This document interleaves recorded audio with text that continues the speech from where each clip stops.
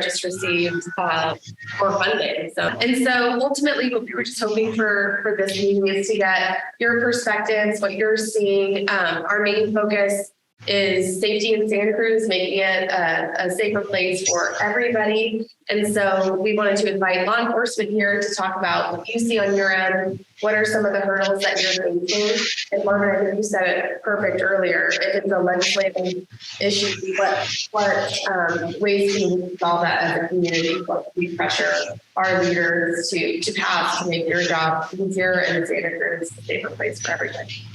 So, I'll start. Well, good evening to everybody. Thanks for having me. I think that there's a lot to talk about. There's a lot of challenges. I think we have a lot of successes and a lot of good things that are going on, such as the programs that you were talking about. We see a lot of that are very challenging for police officers to try to find solutions to. And historically, we've always been the primary first responders. And we have a significant mental health crisis in our community. We have a significant substance abuse crisis, I believe, in our community that police departments or law enforcement don't necessarily have the right tools in their toolbox. And those are really, the biggest issues that I hear about, whether they're housed or not. Most people would argue those sort of solutions, if you will, to somebody that's in a mental health crisis or somebody that is significantly abusing drugs. Maybe our role in that isn't the right role. That's what we do, right? I think as a profession, we've gotten a little bit out of our lane, if you will, trying to be social service providers as well as enforcing the law. So we don't just keep doing the same thing over and over. That's, kind of the definition of insanity, doing the same thing over and over with the same results. Exactly. And that's what we do. But that's what we were created to do, right? And so now that it's created a significant, in our county, it's created a significant strain on jail capacity. And obviously I'll allow him to speak to that more specifically, but as well as bandwidth at the mental health level or substance abuse level. The programs just don't exist. They're expensive. They're hard to run, to manage. The telecare facility on SoCal Drive only has so many beds. And so I think that's kind of my opening in a nutshell. I have some more that I can talk about, but I see the mental health and substance abuse as our primary, most significant issues, and the challenges around trying to put law enforcement into those problems. Yeah, I mean, our operations division faces the exact same problems that Santa Cruz Police face. And a lot of that has to do with you're going out there and we have our small little tool belt of what we can actually do with it, rather than having the resources and all the different avenues that we can filter people towards and try and get them into assistance and that type of stuff. And we lack in that area. I'll cover more on the jail aspect of it from our side of it. Law enforcement as a whole has struggled with staffing. In the last few years, it has been difficult to get more cops on the street, get more correctional officers. Last year, our jail hired 25 people.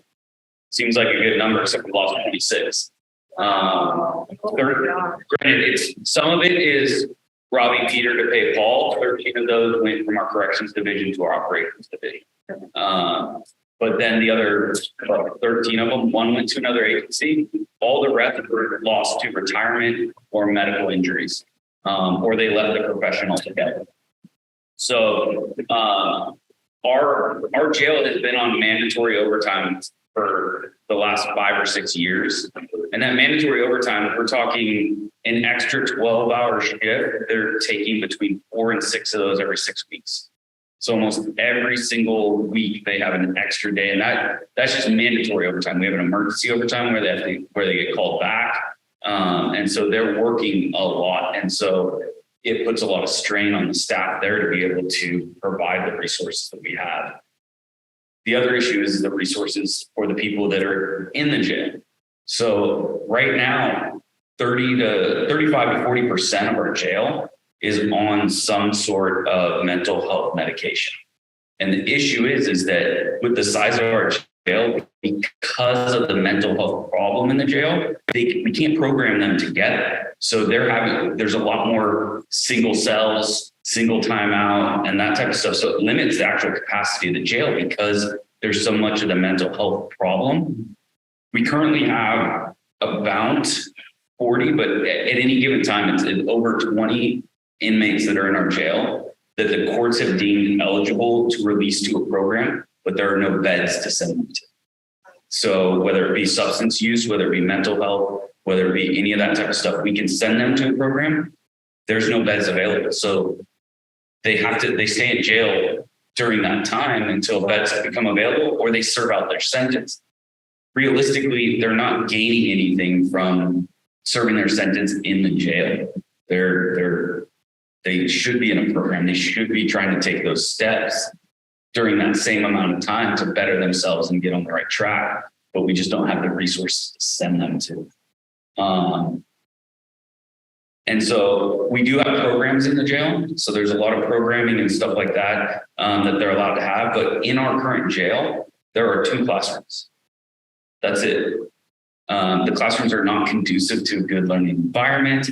We do have a Roundtree facility, which is better for programming, but at our main jail, it's very limited with what we're able to program there. And again, we still have the mental health clientele. And we have a CIT team that does a very good job inside the jail, but it's not the level of assistance that these folks need. And so there's talks of us moving towards getting a new jail, which we are completely outdated. I don't know if anybody's done a tour of the jail or gone through the jail. It's a concrete building. It's not a good environment if people are trying to truly change their life path. It's not a good environment for it compared to some of the modernized jails that are out there. So that's something that we've been asking for a while. It's almost 45 years old. I know.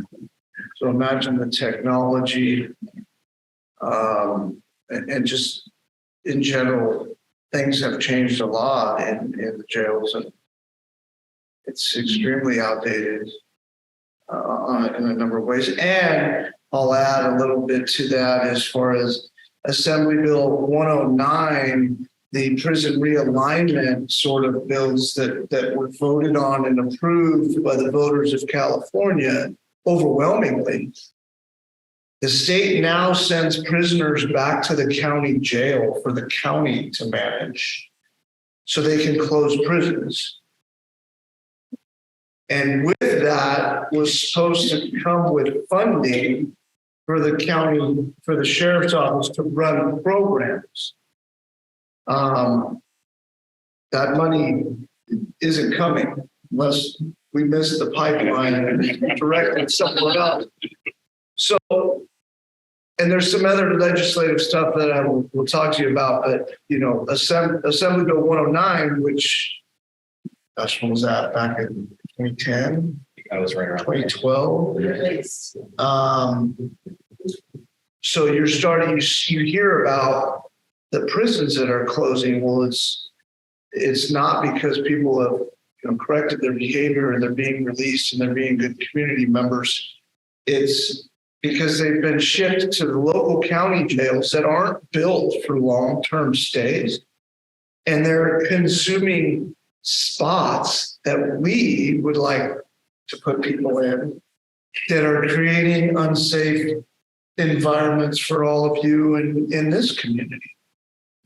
But instead, the jail has to book them and release them unless it's a violent offense, because there's no place to put them. So, Assembly Bill 109, you could look it up. It's very well known. It's causing problems. So, did you have a question? Yeah, I first of all, I want to say that I've seen the tremendous improvement in the town. And I walked in the town, and walking on sidewalks, in about an hour to 2 hours every day. That's what I do. It's my big thing. And so I've seen a lot of improvements, but I still think what we have here is an there. Because I work in law facilities and I know what that looks like. And I see those behaviors all the time on the street. And a drug market and a drug market. So, and I know we have challenges, okay? I know that, but what are we going to do about this? I want to look for this is our situation. Are we doing? You're exactly right. I mean, if you think about, I don't know, the last 5 years at least, maybe even a little bit longer, we've been really, more so as a country, but especially in California, we're about deinstitutionalizing and decriminalizing.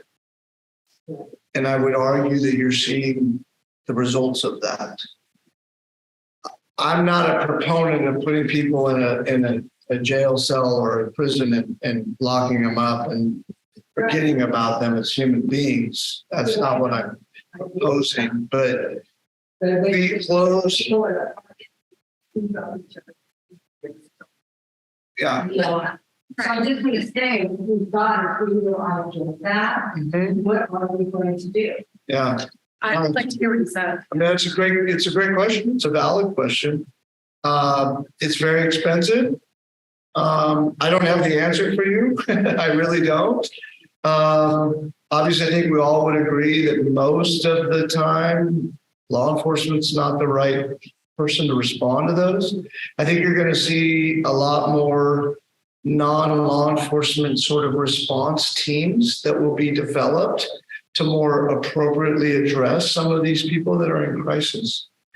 You also have something that's called the CARES Court that I probably shouldn't speak to because I don't know it well enough, but it is along the lines of it's going down the road of mandated treatment or mandated medicating somebody that is choosing to not follow what they need. But that comes with controversy, right? And it also comes with lack of funding and ultimately lack of places to put people. Right now as a county, I think the one facility has 16 beds. The one facility that this whole county has 16 beds for crisis, mental health crisis. Yeah. Yeah, the telecare kind of right across from Harbor High. Oftentimes, I will tell you from a law enforcement perspective, we go to take somebody there and they're on what they call a code red because they're full. Right. So that's a failure. I mean, it's a failure for the person that's in the back of our car. Is that where the care court would be putting people to? I mean, no, I think the care court, and again, I don't know if you know more about the care court, but the care court is still being developed and it's probably another year away. But it's ultimately for somebody that is probably has a lot of criminal offenses hanging over their head, but there's a significant mental health situation or psychosis. I think it's going to be for a very narrow group of diagnoses, I guess.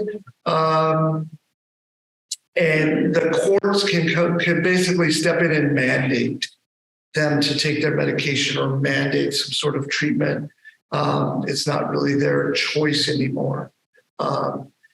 But that's a step of what you're talking. That came from the governor's office, and that's a step in that direction. But what I think you're going to start seeing is my answer to your question is really, obviously it comes with a lot of money, but getting back to the point where people are, the government has the ability to institutionalize somebody if they're that dire, if they're causing that many problems, and they're that bad, as far as mental health.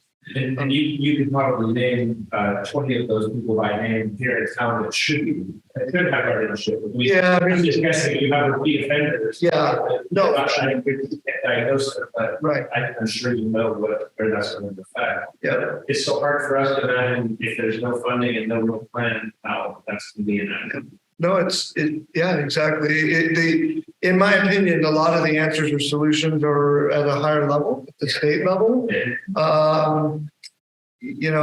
And so I think that the pendulum really swung to an extreme, and you combine the deinstitutionalization and the decriminalization all at the same time as the defunding of the police.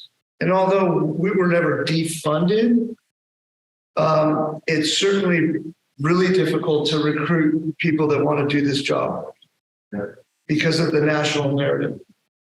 And so oftentimes I'll look back at the community, and I'm not saying that anybody here was part of that charge, right? But that came with consequences. Right now, you talked about staffing like at the jail. Right now, I'm celebrating because I'm at 70% of staffing level. Yeah. And that's a celebration. Right. Because about a year and a half ago, I was probably at about 58, 59. Right now, I can't imagine having, 24 more police officers that I'm budgeted for. Council supports me. City manager supports me. The mayor supports those 24 more police officers. We can't find them. I mean, if we have a fire position available, 87 people apply, and I mean, if we adjust pay, it feels like 87 people apply. Kind of, We can take some of that and consider it. but kind of the big piece that the chief pointed on is the narrative. When was the last time we had a negative narrative on firefighters? Oh, no. Right. And so we saw a drastic drop in that. I can remember applying, and there were 200-300 people there applying for the same positions that I was applying for. And now we're lucky to get 10. Right. There's the narrative took a lot of people and moved them away from even thinking about a law enforcement career. Don't get me wrong. In some respects, we deserved it as a profession. Sure. We own that, right? And we need to own that and get better at it. So don't get me wrong. I'm not saying we didn't deserve that in a certain way, but it does come with some challenges. Sorry, go ahead. Well, for everybody. Yeah. And a lot of the problems that we run into, we talked about AB 109, you have problem 4757. A lot of those, when we talk about decriminalizing certain crimes so that they're not a prison crime, they're, they go from a felony to a misdemeanor. You're talking about taking that, which has some statistical backing, but it was cart before the horse. Sure, is substance use a disorder and a disease and doesn't need to be treated and not institutionalized? Yes, but they didn't provide, when that came out, they didn't provide the infrastructure to even be able to deal with it. We don't have the facilities to treat substance use. And the thing is the folks that are especially being housed and that type of population, they go right back into the areas that they were using before. It's almost impossible to stay clean in that type of environment. They have to change the direction of where they are, and they have to have the resources to get there. And we just don't have it as a community. And that's the big problem, is a lot of times we get leaned on to find the solution to a problem that's really a social problem. And it's a treatment problem, and it's not a law enforcement problem because we don't have that resource to treat those things. We need that type of stuff. And I know that our board of supervisors have heard those concerns, and they're very aware. And I know that they're trying to make changes in that direction because they need it. the issue is the funding aspect of it. Where does that money come from to support that? I'm under the impression that with, if you had all the nonprofits that are doing homeless, homeless funds, why not? If you had all of that, plus law enforcement, and we all came to a robust system of, hey, how can we help?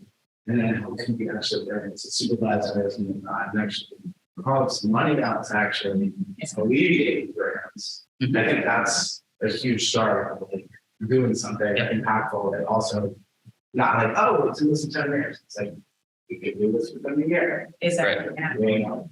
Yeah, it's all about finding that funding, and we support that aspect of it because that helps us and do the job and actually deal with the crimes that we're really needed for, instead of being detracted with handling stuff that really we just don't have the infrastructure to give to people. So we go out there to deal with them, and they're a lot of people that we deal with on the street or housed and unhoused, they're looking for help. Exactly. We just don't.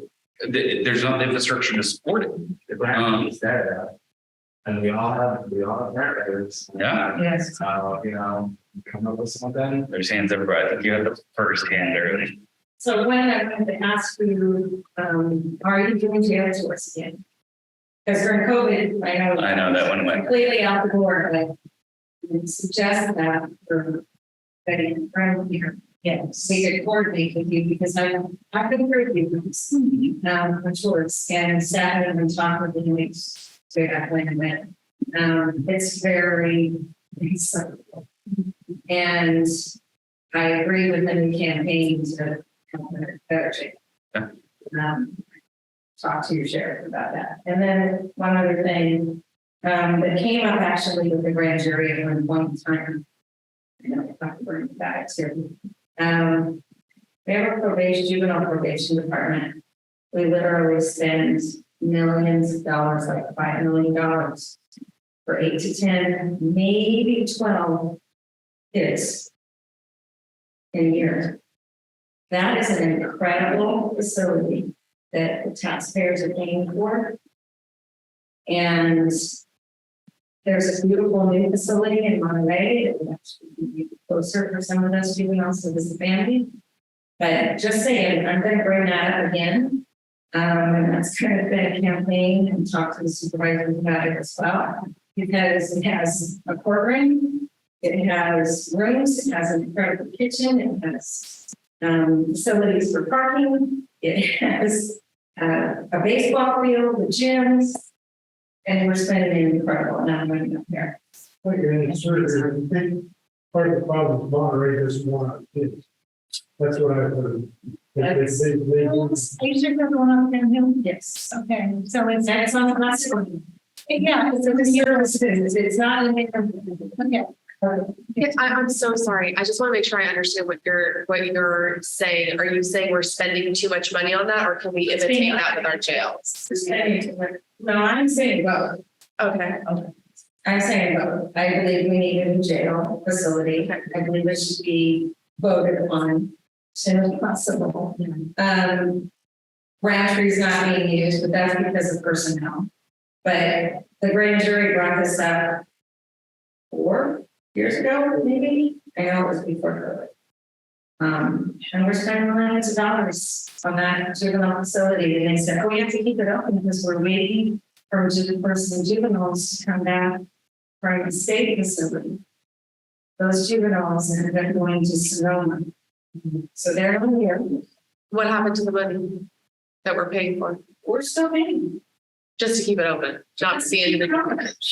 Okay. Okay. I'm up to speed now. And the number of kids that are up there is like 8 to 12. How many can't hold like used to that? I mean, you can probably tell me you're burning. It used to hold lots. They used to keep kids.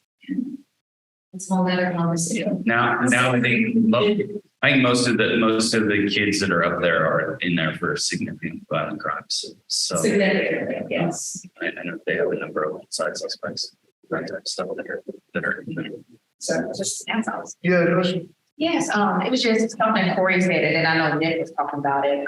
What I've noticed that helps bring change and getting like the government and the state to buy into it is putting it on paper. Meaning, like you meant, like Corey said about the nonprofits, because I also, in my own way, I advocate. Like I'm definitely in the part. I see 2 officers the other day where I talk to the house. I like to make sure it's safe. Just try to be the mediator. Keep men out there from other women. Just different things like that because I know you guys got other things to focus on. And I know we haven't really met yet. We have our time.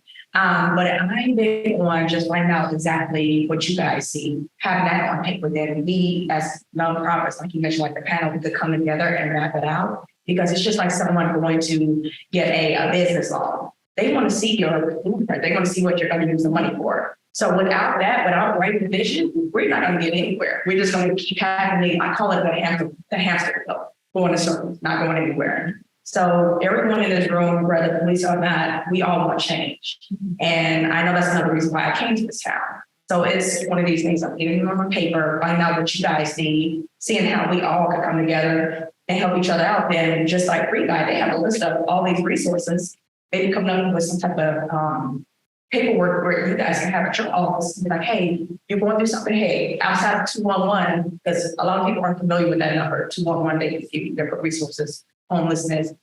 If you're looking for a facility, you're looking for whatever you're looking for. So just having that on paper and having it with you guys, and then both ways. So it's just like at the end of the day, no one's missed out because again, I understand the role. I was became a police officer. A lot of people don't know that, but it's just like I get what you're supposed to focus on. It's nice to see you guys work around, but it should be like, okay, I'm trying to be a social worker, the case manager, mommy, daddy, and a police officer. It's just too much. They get burnt out, They being officers, you still want to. the officers that like I'm big on my thing, I need to be out in the field. Like for instance, when I go to the depot park, I can just randomly just drive around and talk to people.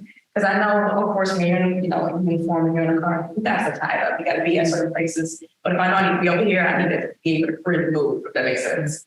No, you're exactly right. And it goes kind of to your first question about what can we do, right? And I think the collaboration with the nonprofits and people in the community that want to make a difference is extremely important. I think reaching out to your state representatives and having those sort of conversations, whether it's by email or whatever, they're busy, but I think it's important for them to hear from the community about the issues and struggles that we're having. I would also stay very informed on what you're voting for. Lieutenant mentioned Prop 4757. I always tell people, Proposition 47 was titled like Safe Schools and Neighborhoods Act, right? That's the title of that. So when you read that, you're like, oh yeah, I'm busy, right? I'm not going to read all this fine print. Well, what that did was it decriminalized possession of drugs. That's one part of it, right? There's other bad parts to it, but that's one that probably mostly affects us in the sense of possession of heroin, possession of methamphetamine is now a misdemeanor offense. And it used to be a felony where we would take the person to the jail. Now we write them a ticket and we release them. Now, again, the jail isn't the answer, but I've talked to people that have used to be addicted, and they would admit that 24-hour sort of timeout was effective for them. Not all of them, but some of them would make a different decision in that moment that they were tired of that, right? Now there's no more timeout. And they literally go around the corner, down the street to the next park and continue to do what they do. Okay. So be careful what you're voting on and don't just read the title because it's very deceptive. If I could piggyback on that too. So we talked a lot about the cycle of things and how it's not the police's job to solve social issues, right? You have the tickets or jail or ultimately your tools. So if we were to put aside the services and focus on that, on the enforcement side of it. So we have drug dealers here, right?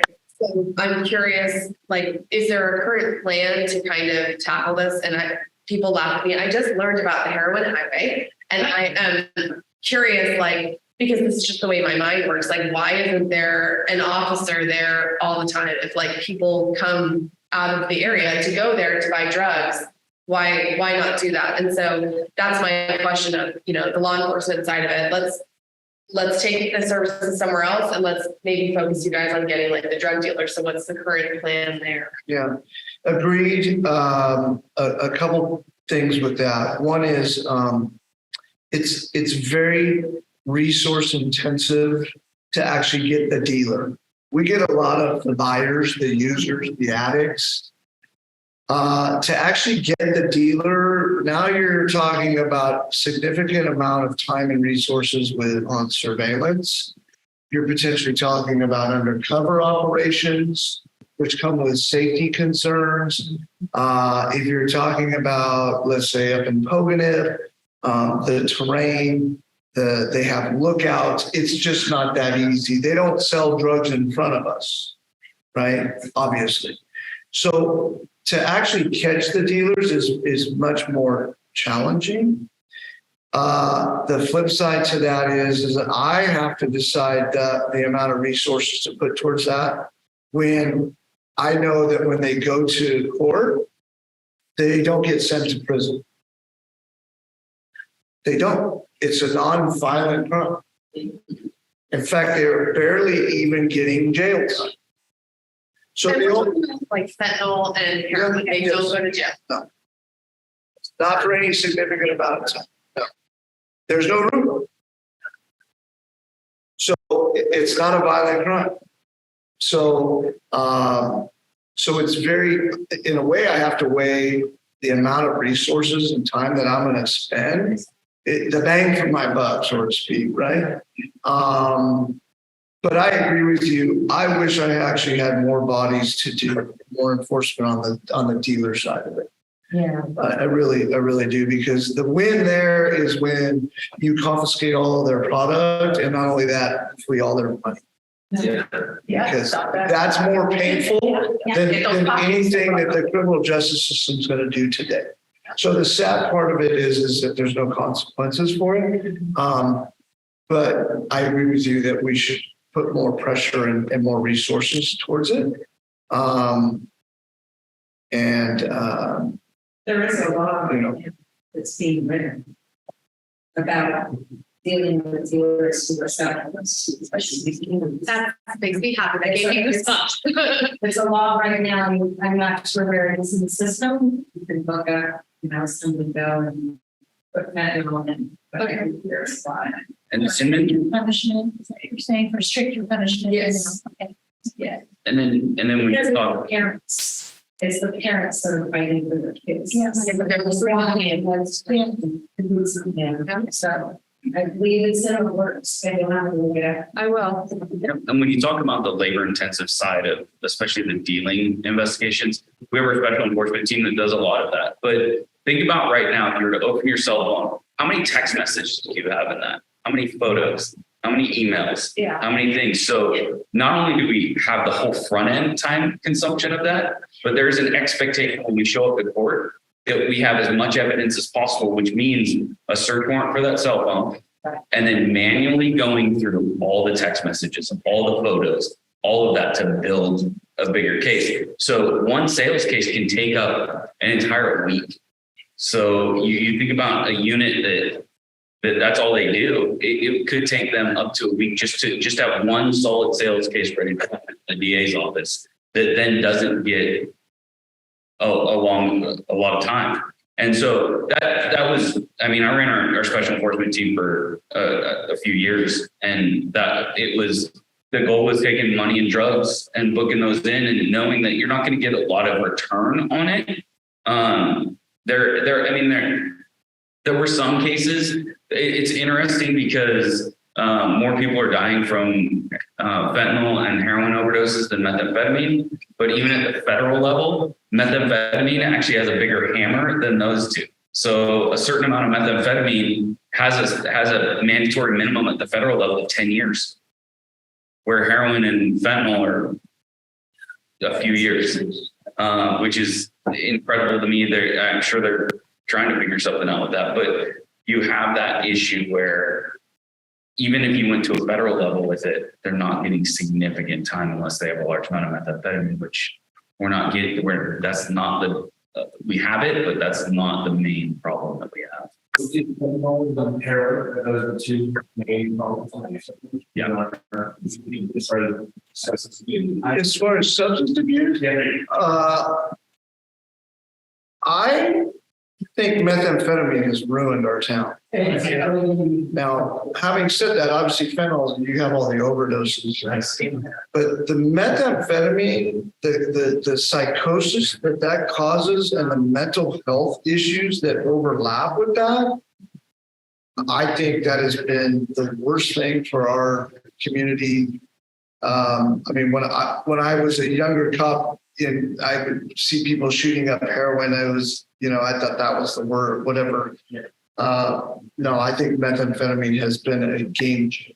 And a big jump to that is the polysubstance. So they're using polysubstance abuse. So it's using either meth or cocaine and heroin and fentanyl, and they're using them together. And so that is even worse because that addictive property of that heroin that they're pushing for. Meth has an addictive property, but the actual physical withdrawals from heroin are so much stronger. But when they get into that polysubstance abuse, they're on a heroin timeline, which means that they know how long it's going to be before they start getting sick. And so they have to get that next fix, but they're so that they're mixing the two. So both of you mentioned ultimately that you have to weigh, the benefits to use resources. And it sounds like getting the dealers too much resources and not a bit. So what is the other side of that? What is the plan?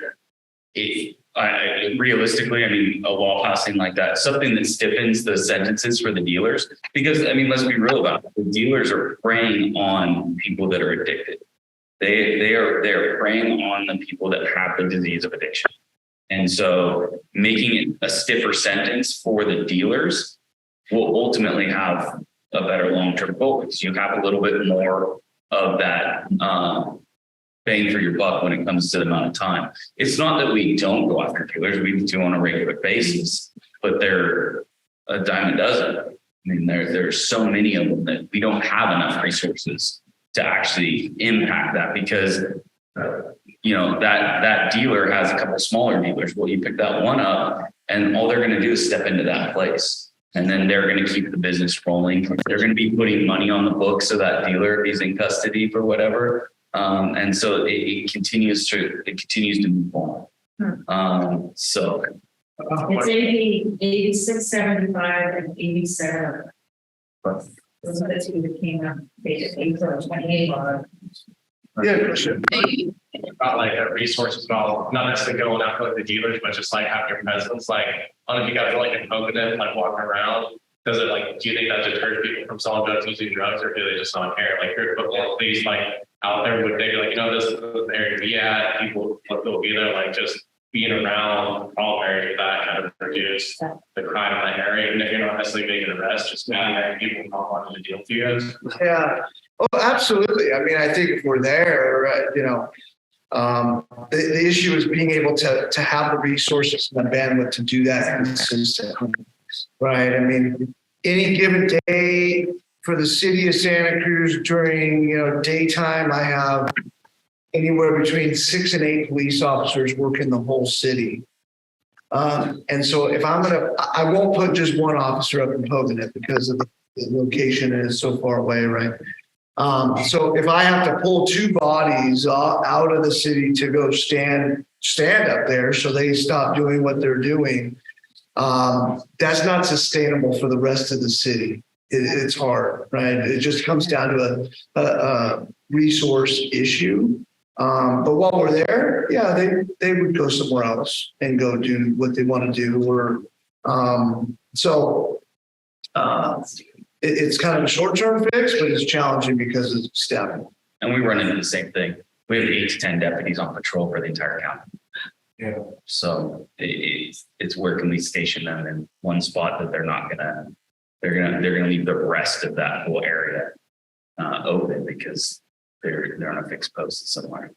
So it's a tough battle. I mean, I think that they're, as you saw in San Francisco, they're bringing in like state level folks to deal with their street level dealing. That has crossed my mind.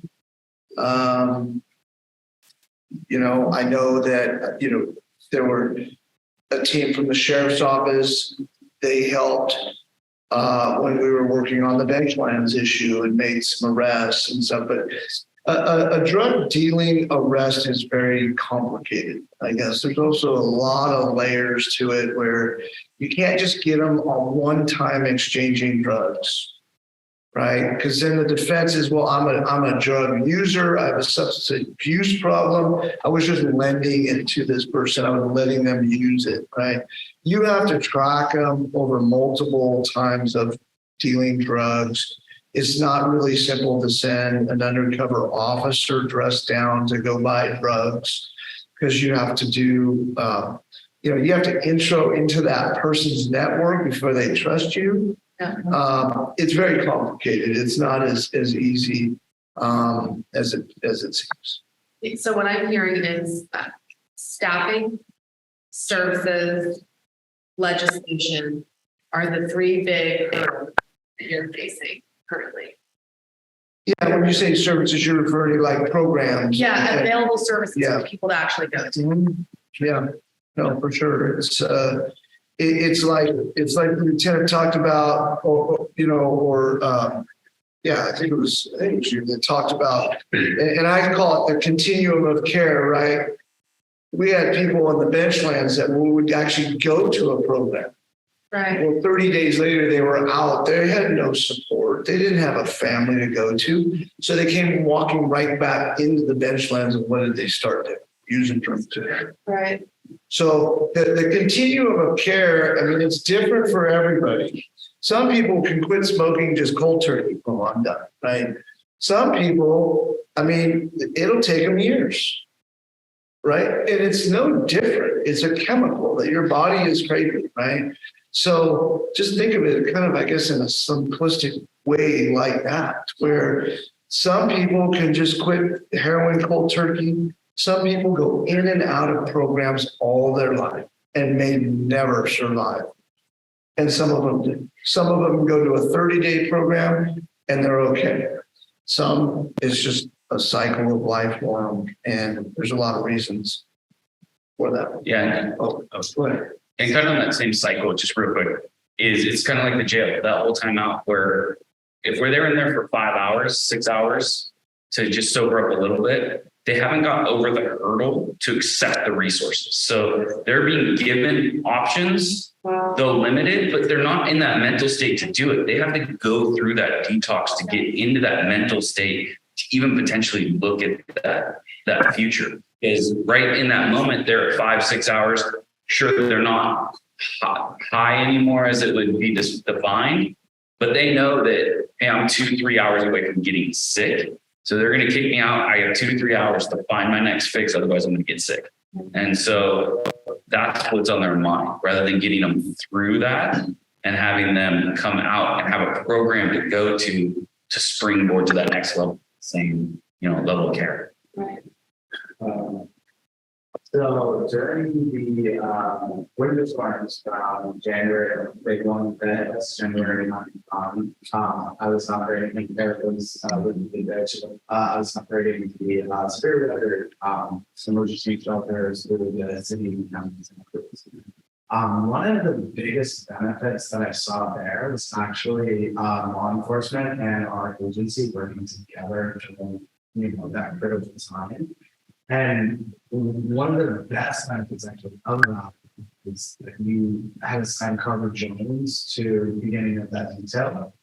And it was just seamless, like conversation. If you need me, I got you, but you guys are the professionals, and we got this. And for the most part, without having police presence, but we were able to, be doing this work for 7 years now. Really, housing. I'm a house veteran, so this building is very important to me. So it is very important to me. But just having that communication, having that conversation and being like, hey, you know it's us and I know it's us in my field. And just, you know, when I need you, you guys came, there's really no stuff I saw, and you know, and I saw happen to me, so I'm just like all types of years. But you know, when you do that, yeah, I just know, let's do this together. That's when you can start to see programs being created, reach out to other the general fund, or we can take money from underperforming places and start to actually build. Yes. But we all need community buy-in, and that's why I'm coming up. We're coming to. I had a career in Kingston also, so he's been really more did across the country, trainings across the country, helped out. So we're looking to like build on that, but we're thinking to move the moments in the community, the moments in the place, the service providers and people. And if we can all start to have that conversation, even if we just did an email list, we started to build the blocks, I think that's a bit of really Well, I agree with Chief Escalante that the methamphetamine situation has taken a turn in the way a lot of people know about years past. The way it was manufactured was with more natural chemicals, if you can use that word. Now, the way it's being manufactured, the user will lose brain function and never recover. So we see that around Santa Cruz. People who lost it. People on heroin can maintain. I've known heroin addicts that had jobs and went to work. In terms of the fentanyl situation, they're trying to create a new law, I think, that makes for a deed. Muting them. Sorry, guys. Carry on. Oh, now we got him. When a dealer supplies fentanyl to someone who dies of an overdose, it's a homicide.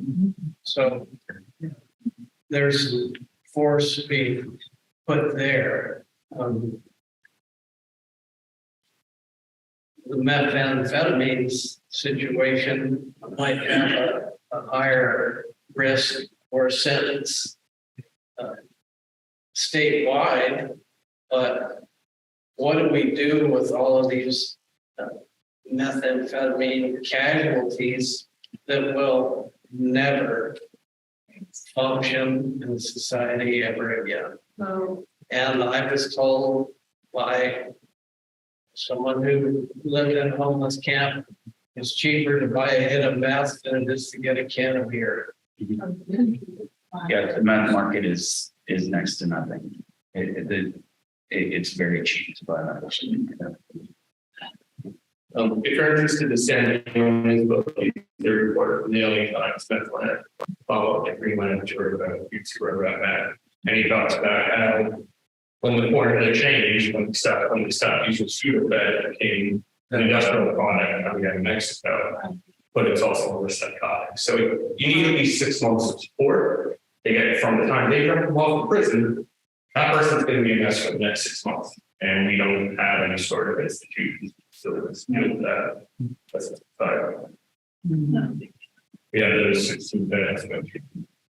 Yeah, and they're revolving really quick. They're not there for 6 months. And how does that compare to other things?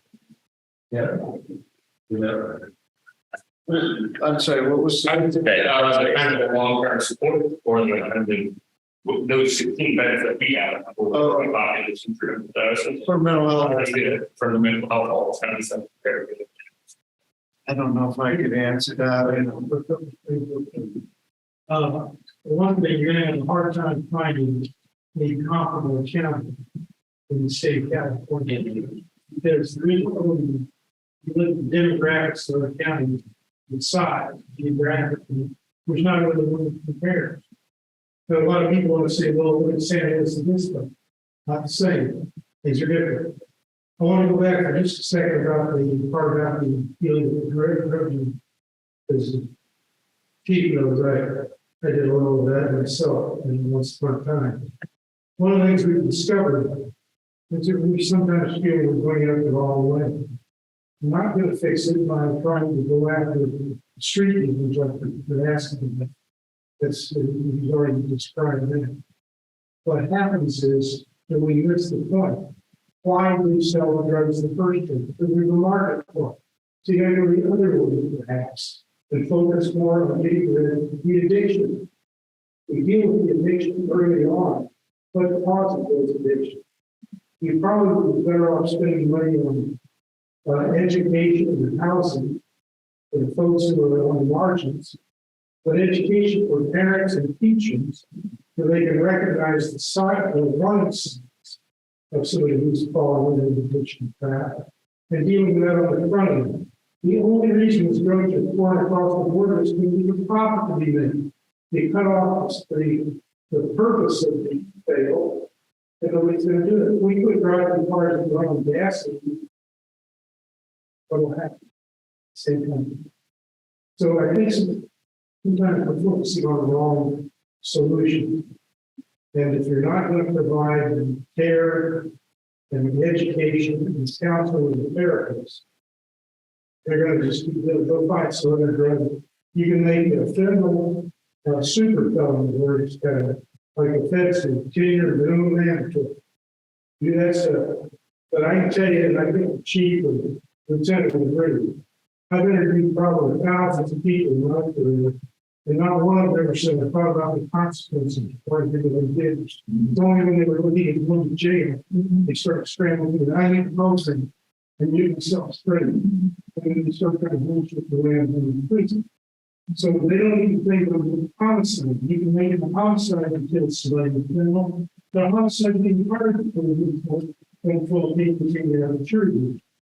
So think about it. We're going out the wrong way. So are you talking about the user drug? It's about the treatment side of it. Well, but Dealing with the addicts and getting them out of the addiction. I think one of the things too, like, is that you basically think that criminalizing the use of drugs is needing treatment. Your focus is to try to figure out how to, once they're on that path, do something about it. The criminalization, I say, to go to dealers and leaving on the counter. They're dealing, yeah. I have a son who was addicted, right? And he was clean for 3 years. He came back to therapy, and he was high, he was hooked on methamphetamine and heroin in a matter of 3 months.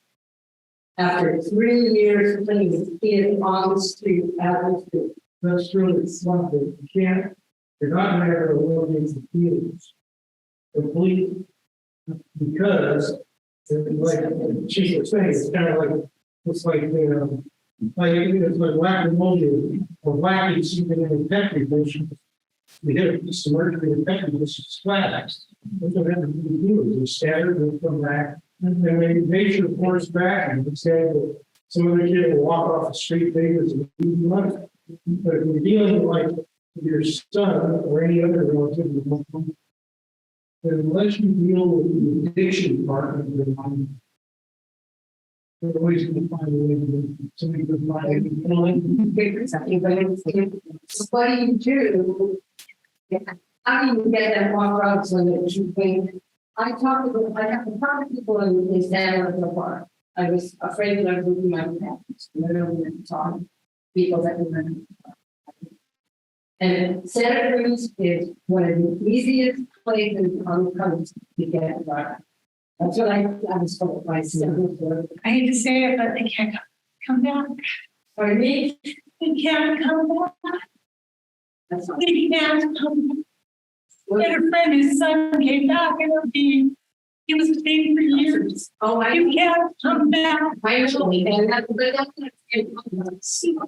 We have a culture in this town. It's a as a group, as long we all get on the same page.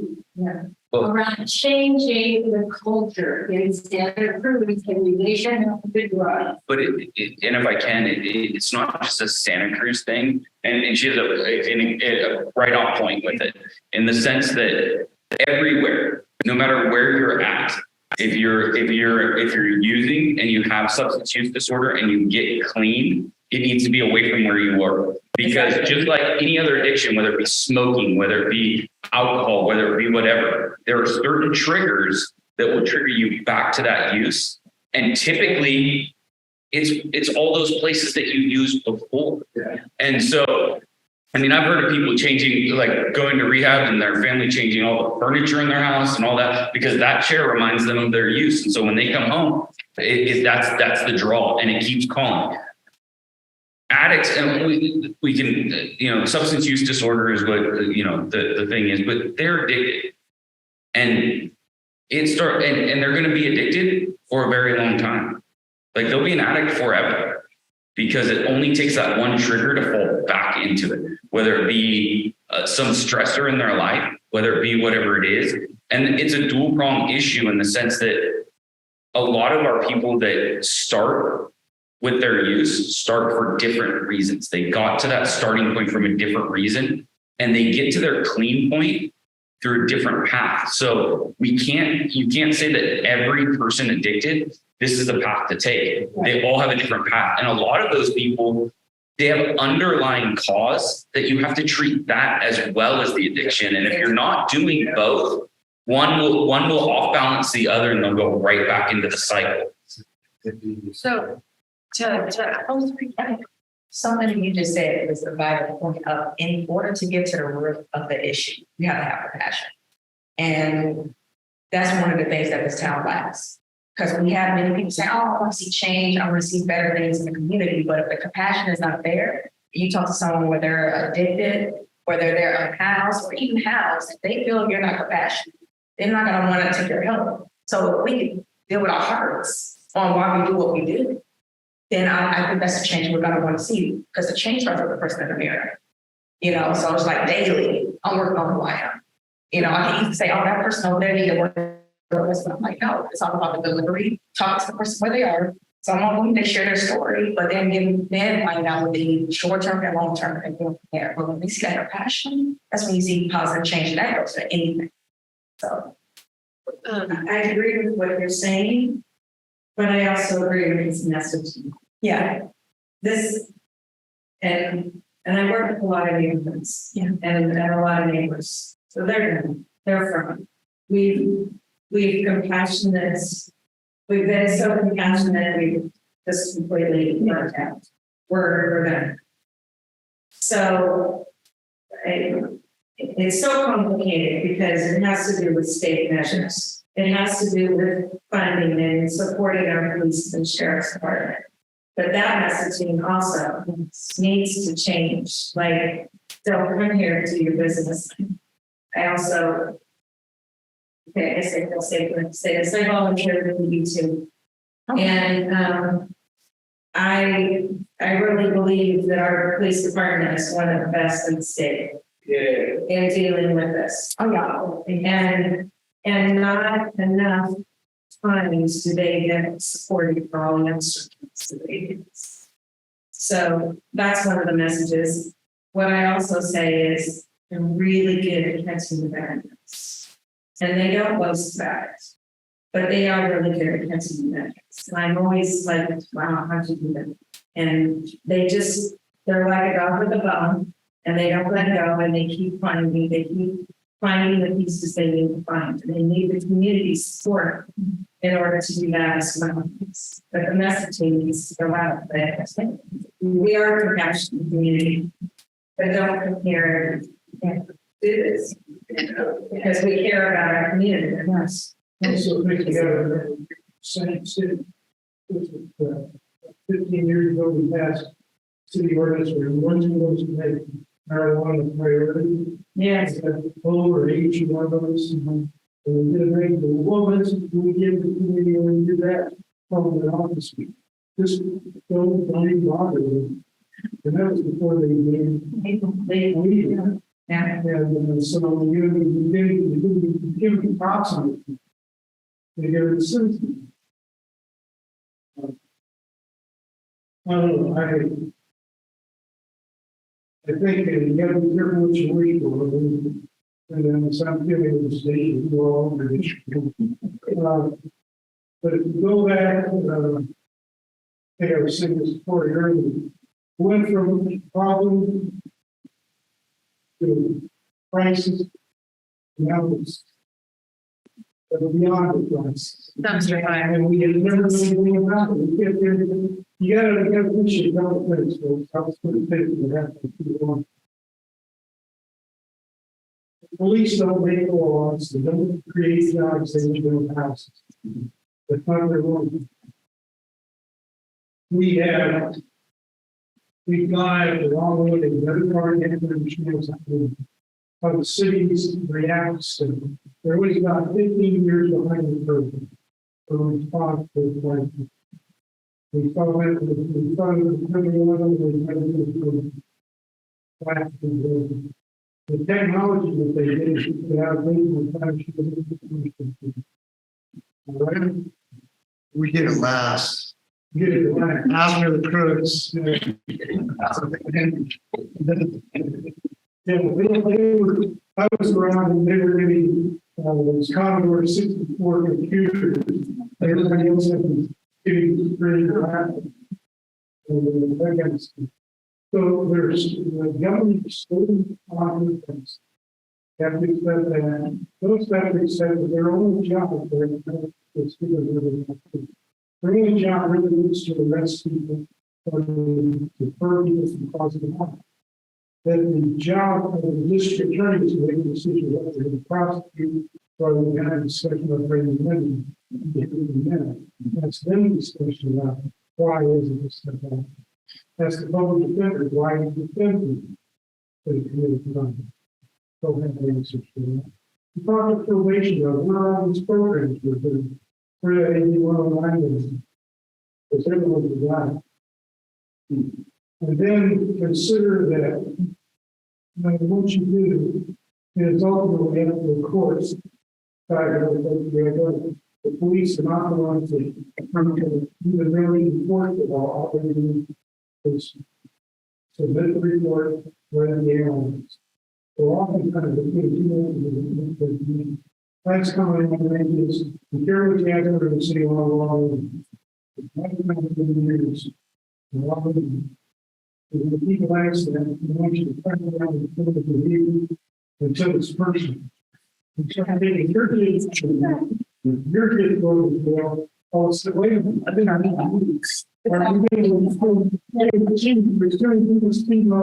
on Mission Street. So it's all be careful what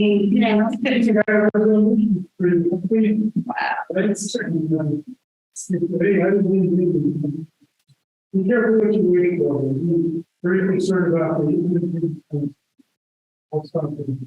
So I want to respect Bernie and Nick's tonight. Thank you so much for coming. If you wanted to end on a note, I mean, the stage is yours.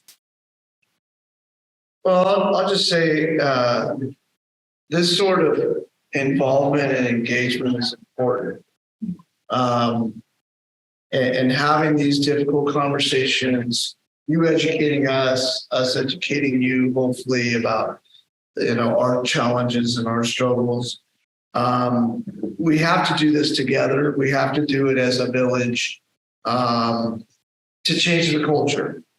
I've always said that the police department doesn't establish the culture of a community. The community establishes the culture of the community. And we have a pretty unique culture here in town. Let's be honest, right? It didn't get this way overnight, and it's not going to change overnight. And I always tell people that when they say, well, why can't we be like Carmel? Why can't we? Well, you're talking apples and oranges. So, but this engagement and your involvement and getting involved, and whether it's grant writing and you know, the work that you've done, or just, you know, coming to these meetings, talking to the DA's office, talking to your state legislators, those are the things that make change. Now, it might be 15 years before you see the change, but that's how it happens. So I appreciate your time. You're all busy, and it's important though to be involved and ask questions. So thank you. Yeah, no, I just want to thank everybody for having me out again. Apparently I did okay the last time. But you know, it's one of those things where, I mean, the reality of it is that we are a community. We're just a piece of this community. And so realistically, we have our positions and where we're at, but getting groups together like this, you're the voice of that community because you are the community members. So building this and reaching out and getting the ear of those people that can make those changes at a higher level that positively impact us as a community is huge. Getting those resources, finding those alternative measures and those alternative things for the folks that are impacting you and impacting us, and working together to try and heal the community a little bit is huge. So I just want to thank you for your time. I also brought these. I can leave these. You'd asked about programs at the jail, so this is actually like a 9-page packet of all the programs that we have at the jail. So I don't have enough. Unfortunately, I didn't know what the number was going to be, so I have like I think 10 or 11 of them. But it's just it gives you kind of an idea of stuff. Yeah, it's the programs that we have available, and yeah, it should be I think on our website. It is a public document, so we do post a lot of that stuff. So nonprofits that you think are working that we can help support, or are there systems, your mental health liaisons, are they working? Do we need to promote that or request more of it? Or I mean, is there anything that we could be doing to help you guys sort of Well, yeah, I really think that the mental health liaisons that partner with our agency, their agency, and are in the field are huge.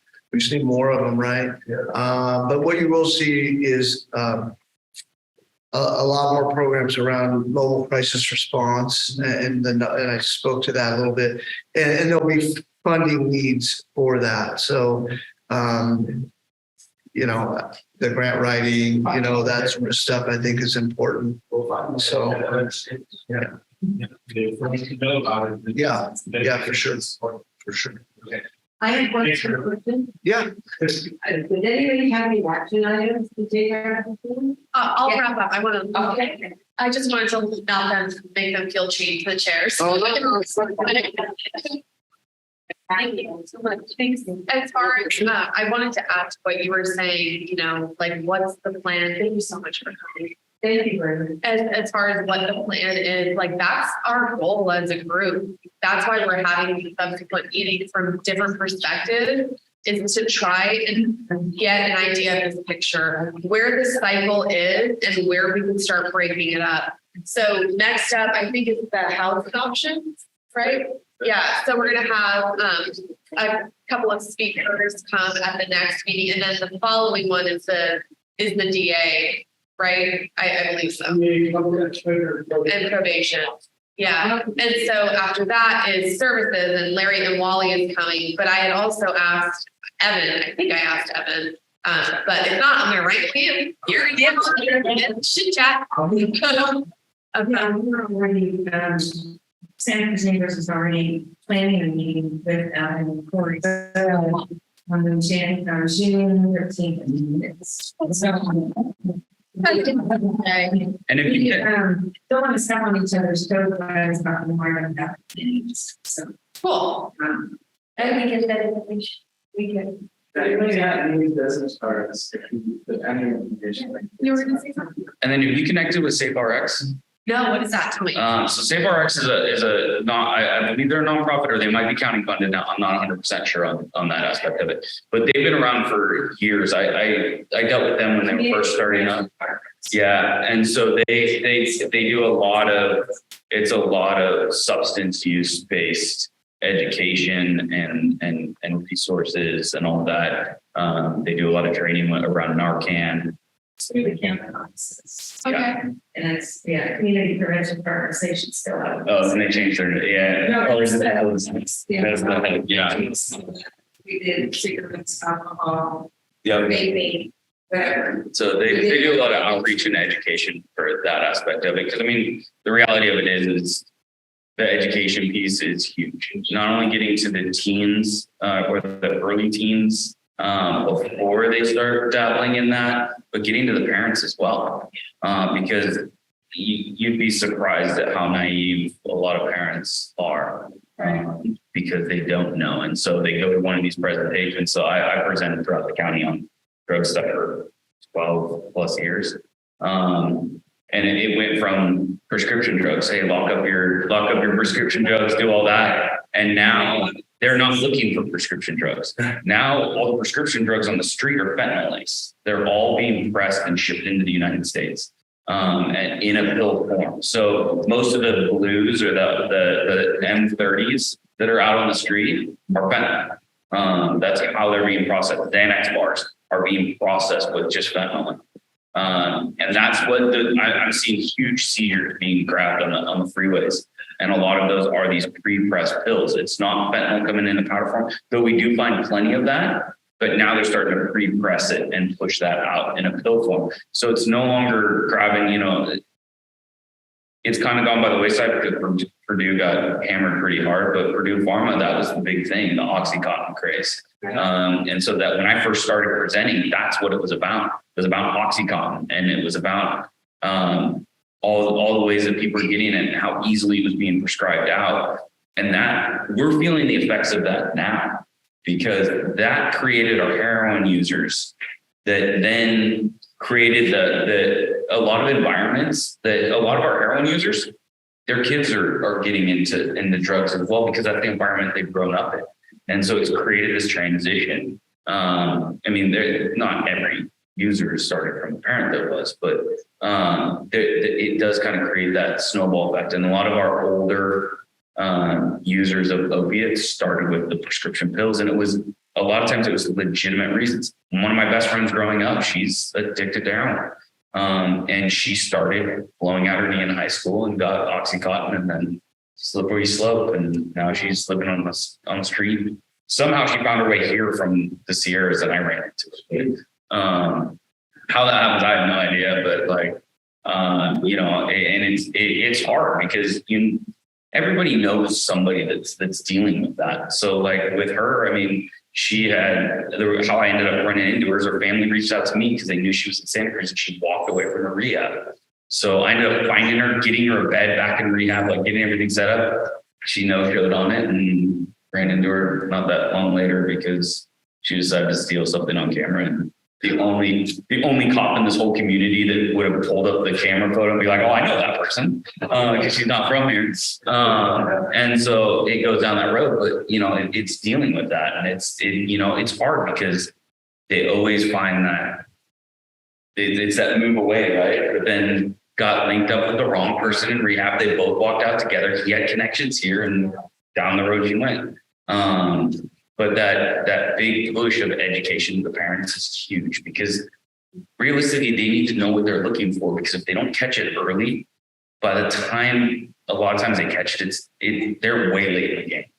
And now we're talking years of use that was happening where there were small key indicators throughout that process that had they seen those things and keyed into it.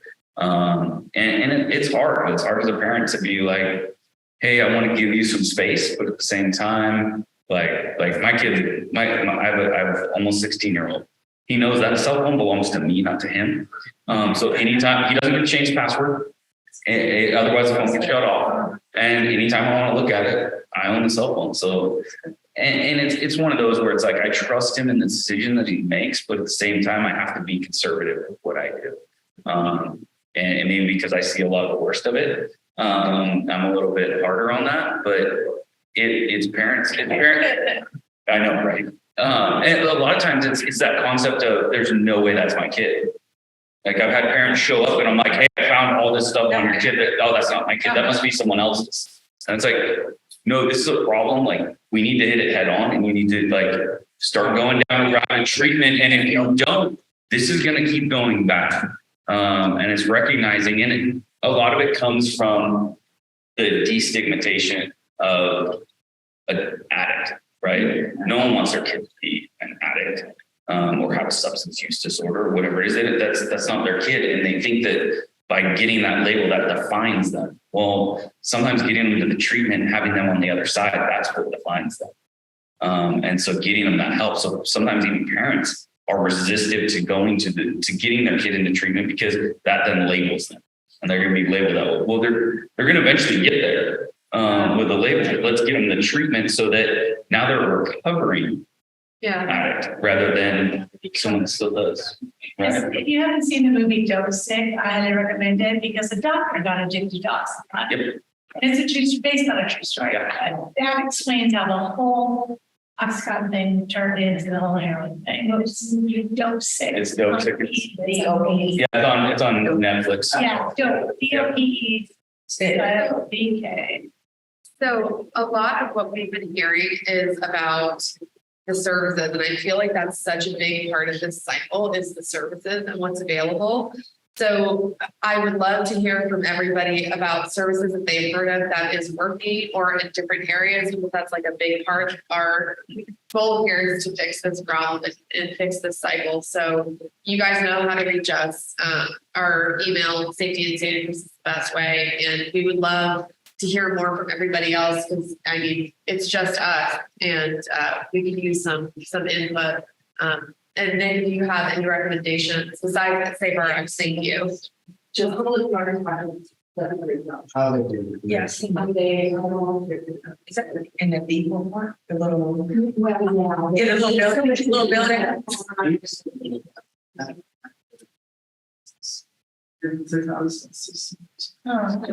Oh, wow. Anyway, the important thing about that particular program is that they expect that the people who come to them, you know, and ask for help, they expect them to succeed. They're not allowed to show. They set the numbers consistent values. I love that. Yeah. And that's like about the student. You don't have any boundaries out there. So what I mean, it's like consistent boundaries are what people need to have. okay. Okay, sorry.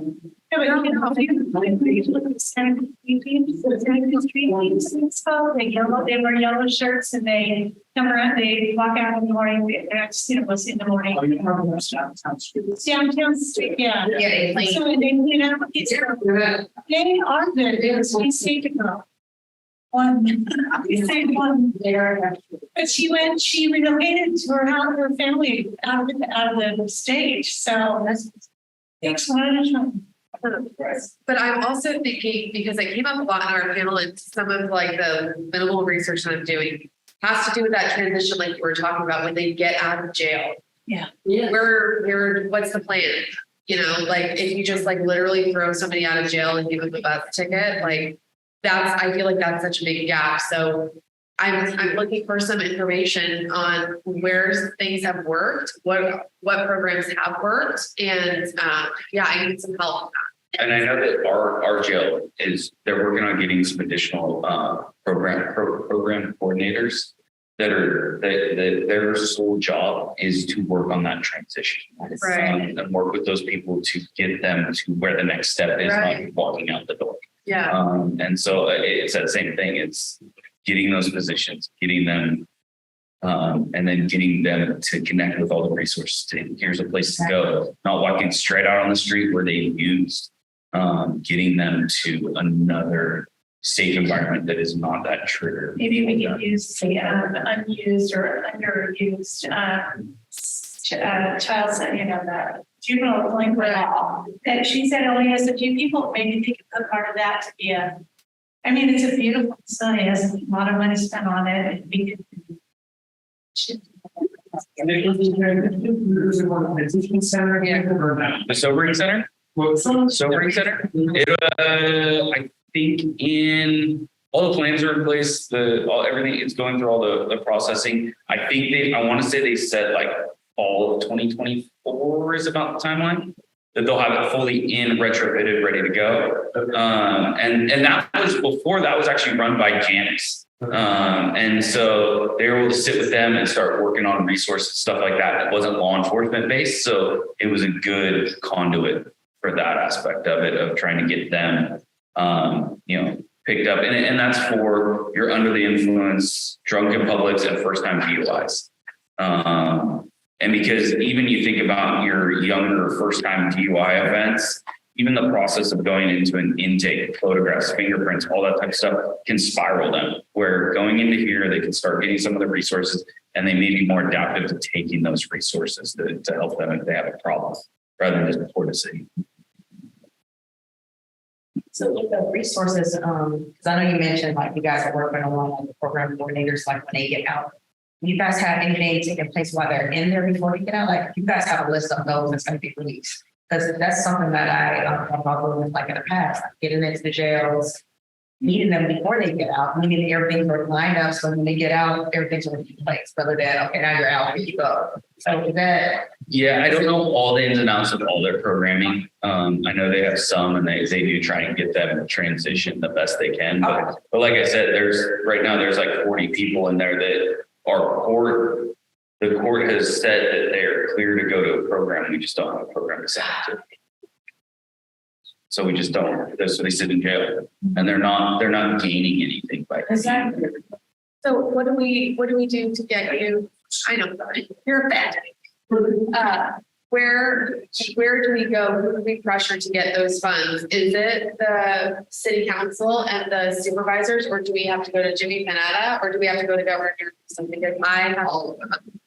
It's not all of it. The reality of it is, as a community, we only have like our funding sources only so big, but getting with assistance from state funding and that type of stuff can help build that out. So a lot of it's reaching out to the state level to get the funding so that we have beds to send these folks to. Right. Because we just don't have it. I mean, when you talk about mental health and there's a lot going on with juvenile mental health right now. They have 2 beds at our behavioral health. What do you see? What do you see? Sorry. Go ahead. I personally.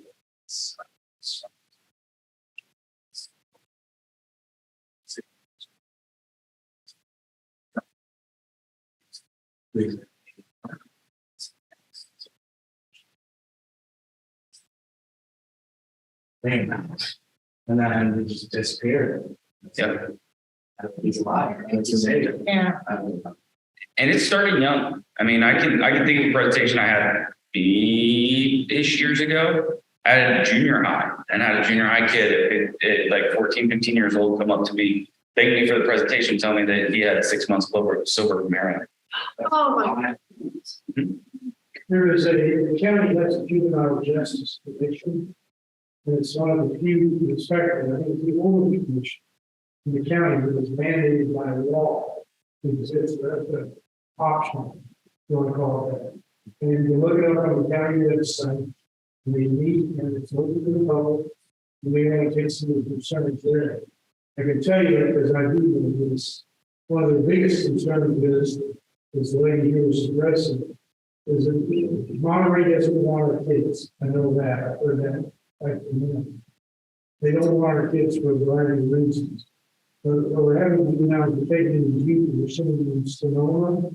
Now, if you look at the demographic of who goes into juvenile hall, we have 35% of our population Latino in the county. So about 95% of kids in juvenile hall go into. So you take the kids from the lowest income level and send them to Sonoma. How do the parents go to see it? Well, we know that the kids not going to make it if they don't have the Family has support, yeah. So it goes right back to this. Once we have a jail, the old days, we wasn't what we did. They walk right down to the beach when it's 2 months. So you got to have a strategic plan. Exactly. How do you deal with it? There has to be homeless people, they have the children. And the thing is when you look at our population, like in our juvenile halls, we're talking juveniles. Most, if not all right now, are for violent crimes, a lot of homicides. And But with the change, with the change in the laws, and the way that it works, juveniles can no longer be tried as adults. So what that means is that these individuals, these juveniles are going to be back as members of the society. Yeah. And so and right back here. And so if we don't do some sort of steps while they're doing their time at a juvenile level, they're just going to be completely institutionalized and not in a good way when they come out. There's a program that you can look all this,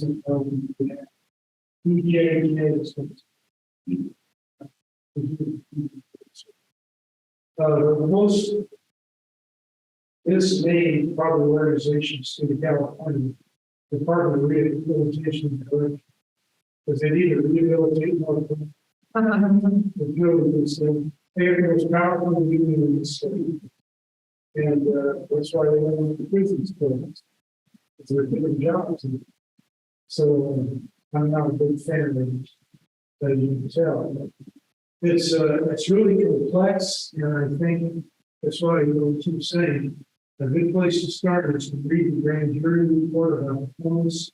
Here, that was very comprehensive. There's a grand jury report about the county jail. Read that, so it's a little off, but you get the flavor anyway. And take a look at the old neighbors with these programs. Same thing with the probation. The probation program for an organization here in the state of California, but they spent millions of dollars and we're not investing a lot of results. I can say that we have been at this a long time. I'm not impressed. And, so do your homework. So then you can do it. Yeah. And, there are no questions. I was going to ask you if you have time, like how did them go? There was a big encampment there to the first office recently. It's all city of Santa Cruz. Yeah, no, we don't, it doesn't touch county until you get to Paradise Park. Okay, got it. We're right at the Paradise Park line. That the hillside of Highway 9 is all city. We have a small little spot along the riverway and then to Ocean Street extended. Okay. But no, that everything, because we had heard a lot about that issue and more or less a lot of events. Then folks just moved up to the Poganet. And so we actually hiked it and we geoplotted all the camps and all of them drops within the city. Got it. All right. Nick, you're the best. Thank you so much. You're always like willing to stick around. And No, it's all good. Nice meeting you.